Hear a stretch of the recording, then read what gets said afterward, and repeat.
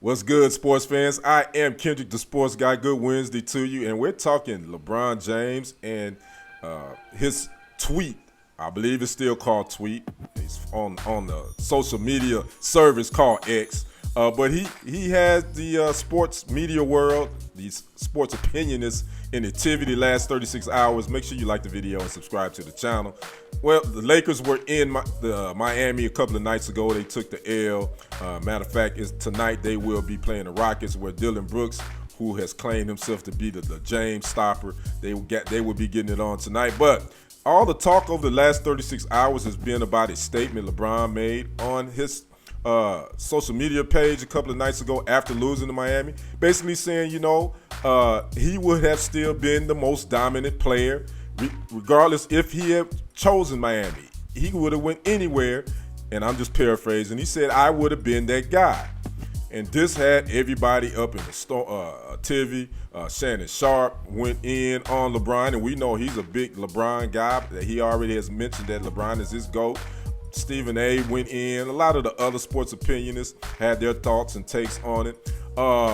And to my opinion on it, reading his original statement, I don't have an issue with it. I don't think he was dissing the Heat. I think he was saying that if I would have chosen to go somewhere else outside of Miami, I still would have been dominant. I don't disagree with that. Now, the bigger question is, would he have been championship player dominant? No, I don't think so.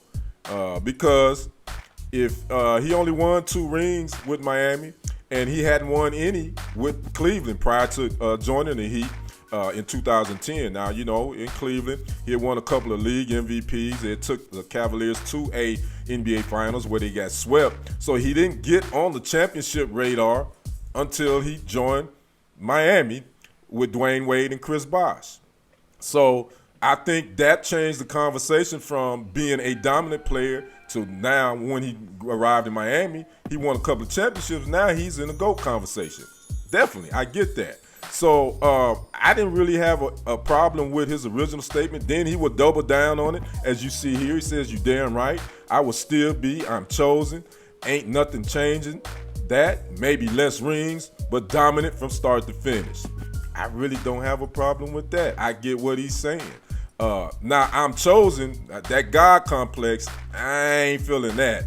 But again, he's always called himself the chosen one, the king, and that's been going on since he was in high school. He was on the cover of Sports Illustrated. I believe they said the chosen one. So, there's a fine line between arrogance and confidence. I mean, it depends on how you look at it. That's LeBron. So me personally, I don't think he would have been in a GOAT conversation if he hadn't went to Miami and won a couple of championships. I will say that.